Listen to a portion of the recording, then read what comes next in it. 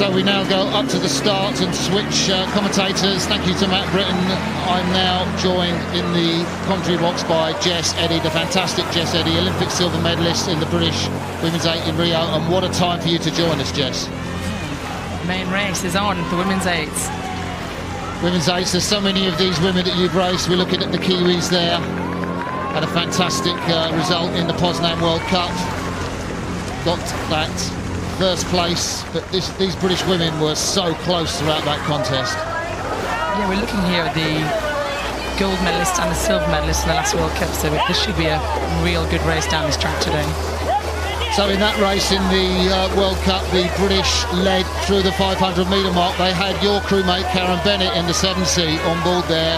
Fee Gammond has come back, the world champion from the 4 in 2016 in Rotterdam. You see Fee Gammond there with the what is it, the Oxford Brook shirt she's got on there. Fee's down in the 3 seat for Leander in this race now, but the girls look relaxed there, like that horizontal rowing. Look at them powering away. So that would be Annie Withers in the 7C. Big shot of the Kiwis there. So these crews are used to racing multi-lane races, so now taking each other on one-on-one. It's going to be intense up at the start. You see though, the Brits seem to have just taken a slight lead. So the splits in Poznan, where they went through the 500, the Brits went through in 1:28.05, the Kiwis went through in 1:29.87, and they really blasted through in the second and third quarters. I think that's what will happen in this race. The Kiwis won't be phased by being down at this point of the race, and there Malcock Sam Bosworth will know all about the pace of his crew. He'll unleash the afterburners as they go through the Forley probably. So how's that look to you, Zoe? Sorry, Jess. The crews have slightly different styles. We looked at the British crew, they were quite relaxed, keep quite calm faces, and the Kiwis, they always look like they're really having a great go at it. But I mean, the crews are fairly level at the moment, so it shows you there's several different ways to do it. So in the stroke seat is Emma Dyke, the ginger-haired distinctive rower from Timaro, and then behind her Lucy Spores, you can just see with the cap on. You can see Rebecca Scown in the 6th seat. Now there's someone with a lot of pedigree. She is multiple world champion in the pair. 33 years of age, and what a fantastic oarswoman she is. So motivational to have someone in the middle of your boat just putting down the power in the 6th seat. I mean, having her in the 6th seat probably adds a lot of strength to that boat. She's probably just having a word in the ear of the 7 girl, telling her to we're still there, we're still in touch. She knows what it feels like. But the Brits, that's a great shot of them there. They're looking very strong today. So we saw a shot of Rebecca Shorten, the stroke woman, 23-year-old stroke woman, originally from the Methodist College in Belfast, now rowing for Imperial College, the distinctive colours. Annie Withers, a 24-year-old from Oxford Brooks, originally from Kingston on Thames in Surrey, in the 7th seat behind her. Cleared up that mistake earlier. We've got Fee Gammond further back down the boat. I actually think the Kiwis have come back a little bit here, Martin. I think they've come back on track, and both crews seem to be quite close to each other in the middle there, so this is getting really tasty down the middle of this race.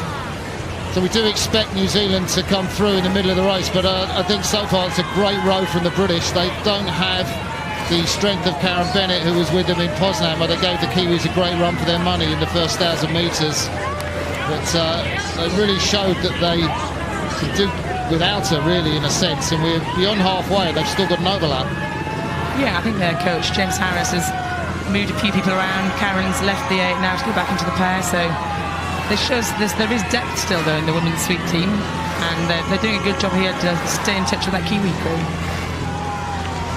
But look at that aggression, look at how racy this New Zealand crew are. So just through the middle of the stroke, isn't it? They're really on it, aren't they? They're really hanging off it there. You can see their arms loose and low, but they're really giving it some through the middle of that stroke, and it's really powerful to watch that in the women's 8. So this was a crew, I think, 4th place. A lot of these women in the Olympics, you were there in front of them. This is probably something they couldn't do in Rio. Yeah, I mean, we beat them in Rio, but they were a crew that stepped onto the scene really in 2015, winning a really strong silver medal the year before Rio. So they've been around for only a few years really, and the New Zealand team has done really well to invest in this women's 8, and they're actually going places. So that's a great, effectively third quarter of the race from the British. They have hung on to the Kiwis. They've still got an overlap. That wasn't necessarily the case in Poznan, and if anything, they might just be moving back a couple of centimetres. The power of the New Zealand, they are really going at top pace. Look at that shot from a boat. You see the synchronicity of these big boats now. One of the best shots we can see. And the Brits are doing well. They're really staying in touch here, and if they can stay in touch through the enclosures. So you can see the enclosures that Jess Eddy is talking about. On the left-hand side, the packed stewards enclosure, the last sort of 300 or 400 metres of the race. The crew from New Zealand on the right of your picture, and the crew from Britain, the British National 8, on the left of your picture. A fantastic effort from the British to hang on to the Kiwis. Let's not take anything away from the New Zealanders, though. It looks like they're going to take the Remenham Challenge Cup this time round in 2017. I mean, it's always easier when you're up, but they look pretty sharp there, the Kiwis. Beautiful ribbon set by Rebecca Shulton, the Imperial College oarswoman there. Really nice, solid off the back, flow forward. Just winding through the paces now. The Kiwis have got about 20 strokes to go, and the title is theirs. Still hanging off it, still rowing long. Great rowing. Still that aggression. Just see Emma Dyke, the stroke woman, is just throwing herself at every single stroke there. And the Brits are doing really well here to hold on. A great win for New Zealand, a great row from the British. That will be heartening for them. They will take that contest away from Lucerne.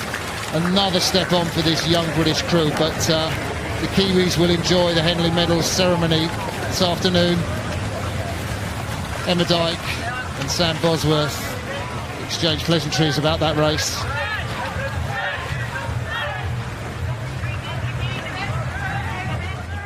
Let's have a look at this, Jess. Just off the start there, a lot of aggression early on. You've got to go out hard in these big boats, and I love watching them go off the start like that. But the British have got that real length and real poise out in front, which took them into that close contest to the first quarter mark. I actually thought they looked very relaxed. Here's a great shot of them coming down. You can see their shoulders are low, got a good horizontal hang. Now you see the British bows creeping up the Kiwi 8. I mean, that was a really good effort in the middle of that race, just to be in that position. And we're seeing here two of the fastest women's 8s in the world coming down the Henley course. It's a real treat for the regatta, and I hope everyone in the enclosures is having a look.